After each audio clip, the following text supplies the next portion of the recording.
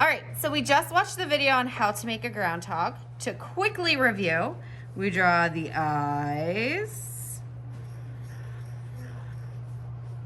And I'm gonna color them all in except for a little piece here. And an upside down nose, or upside down triangle for our nose, mouth.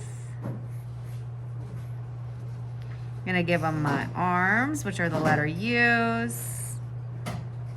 Two lines, an ear, line, a grin, and fill in the hole.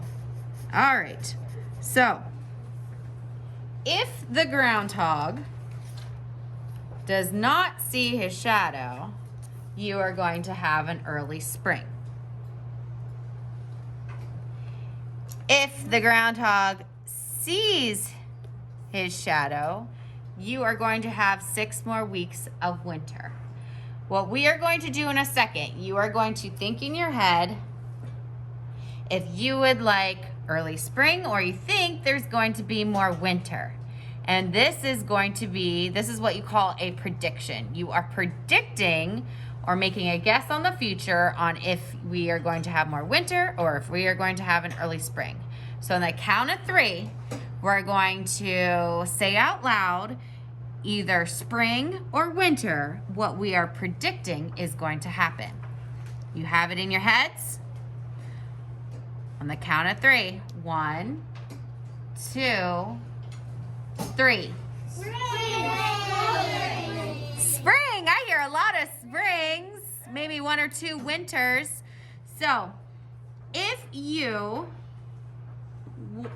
think that we are going to have 6 more weeks of winter, let's do that one first.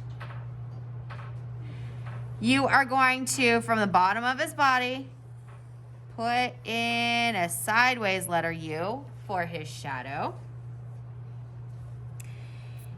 And you're saying there's going to be 6 more weeks of winter, so we're going to put bouncy lines behind his body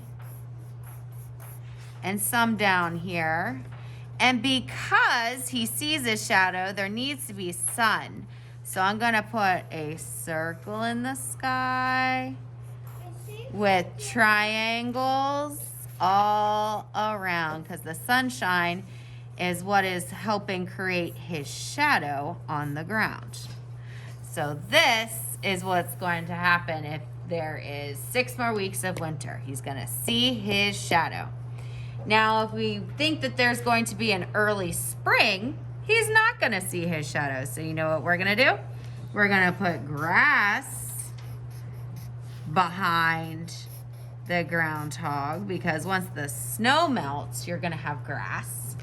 And we're even going to put a few squiggly lines, zigzag lines down here because from there, I'm going to draw a line up with the circle and a letter U once again around to make a couple flowers. I'm going to make a tulip this time. A letter U with a zigzag line going across. I think I'm going to put another tulip here because tulips are springtime flowers. Zigzag line going across. And I could even put little flowers not touching the zigzag lines if I wanted to. Because this is an early spring prediction, right?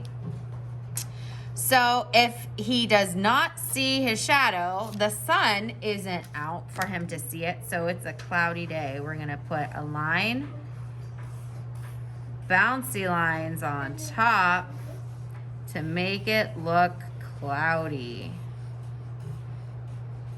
When you are done drawing your prediction, either the shadow version or the not shadow version, you are going to color the background, so the sky, the grass or the snow, sun, the groundhog.